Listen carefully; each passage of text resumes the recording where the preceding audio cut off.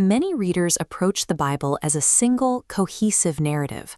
The common assumption is that from Genesis to Revelation, the pages follow a unified timeline dictated by the same deity. However, modern church practice often deviates from a straight reading of that timeline. Sermons and studies frequently prioritize the New Testament, treating the earlier Hebrew scriptures as a collection of historical references or symbolic shadows rather than the primary text. This selective focus suggests a specific structural choice. By emphasizing the end of the book over the beginning, institutions may be influencing how the foundational chapters are understood. Psalm 111 verse 3 poses a critical question. If the foundations be destroyed, what can the righteous do? This suggests that if the original text is the foundation, its integrity is essential to the entire structure. This investigation explores whether the two testaments describe deities with incompatible attributes, and whether the specific order in which these books are taught prevents a reader from seeing those contradictions.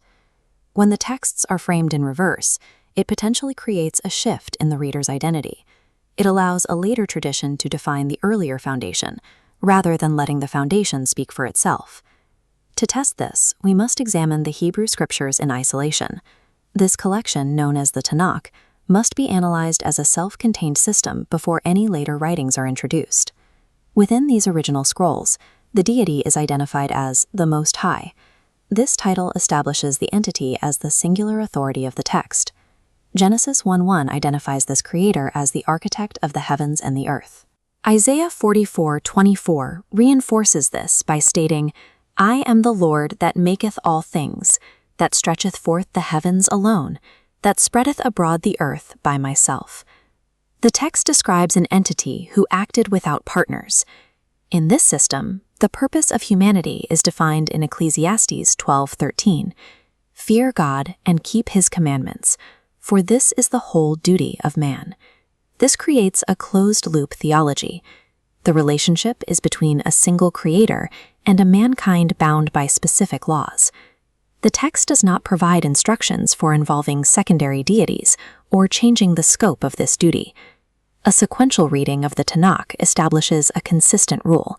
The Most High is the sole actor and the sole focus of the law. When we move into the Greek scriptures, often called the New Testament, the structural rules of the Tanakh shift. Matthew 28:19 introduces a triad that was not present in the earlier texts. It commands followers to baptize in the name of the Father and of the Son and of the Holy Spirit, moving away from the solitary identification of the Creator.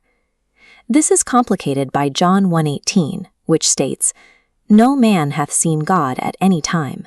The only begotten Son, he hath declared him."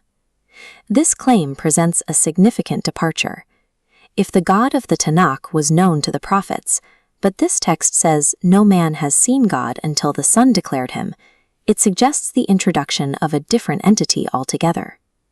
Mankind's mission also changes. Matthew 28:18-20 shifts the focus from keeping commandments to a global mandate of teaching and baptizing all nations in the name of this new triad. These two sets of scriptures present different structures. The Christian texts do not simply continue the story of the Hebrew scriptures. They replace a solitary deity with a multi-part council. Returning to the way churches teach, we can see the effect of reading these testaments out of order. The descriptors for the Most High in the Tanakh and God the Father in the New Testament describe two different characters with different requirements for their followers. If a reader follows the timeline from Genesis 1:1 onward, the introduction of the Trinity appears as a break in the narrative logic. The shift is visible because the foundation was established first. However, by teaching the New Testament first, the Church encourages a backward reading.